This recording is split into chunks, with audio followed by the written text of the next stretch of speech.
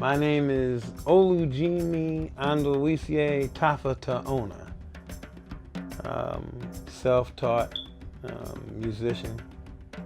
I'd say about 90–95% self-taught. My primary instruments, the saxophones, particularly alto and tenor, and I play all of them.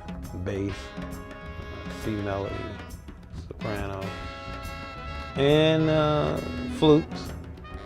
C flute, alto flute, bass flute, piccolo, and soprano flute. And I guess some people would say that would make me a woodwind specialist. So the transformation for the band began roughly 1996 when I started composing pieces that reflected the different African rhythms coming from the African world, be it the continent, the diaspora, Central and South America, of course, Asia. I was attracted to that like a moth to a flame. And I began to hear where the music that we Africans in America, what we play, I began to hear the roots of it and began to understand that we brought it over here with us. When I began to search for my African heritage, I searched for every recording I could find of the music of the continental Africans, as well as the diasporic Africans, the music coming out of Brazil.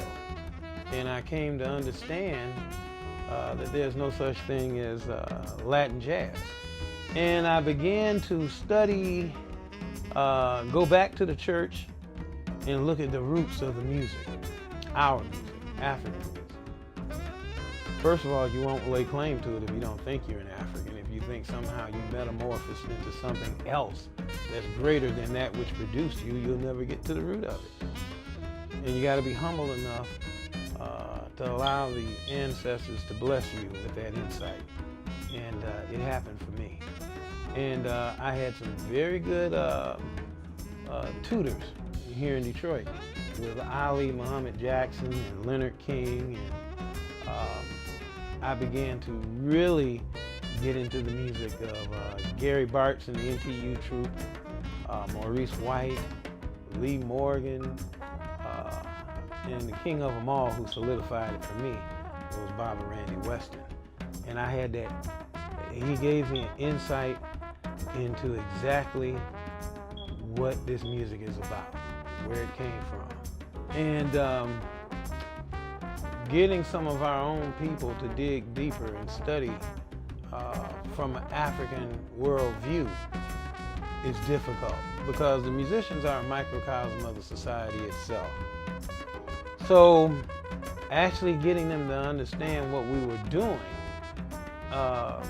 as compared to getting acceptance in the venues, that was a task. The venues in and of themselves, they know what's good when they hear it and what's not.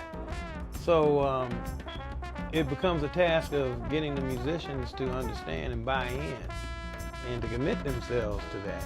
And that's very difficult when you've been totally westernized and you don't have independent thought and feeling because your thoughts and feelings are programmed into white supremacist culture. So you don't want to sound offensive. Passing this music on, I've become keenly aware that we're doing something that's very unique. And collectively, we're demonstrating the experiences that we gained under those past masters. And I hope they're looking at us favorably. We try to, the younger musicians that come into this band, such as yourself, we try to take them under our wing, share as much knowledge as we can on a technical sense, but also knowledge from the life experience sense as well. Because if you don't live it, it won't come out of your instrument. So you have to make relevant that which is unknown and that which you're seeking.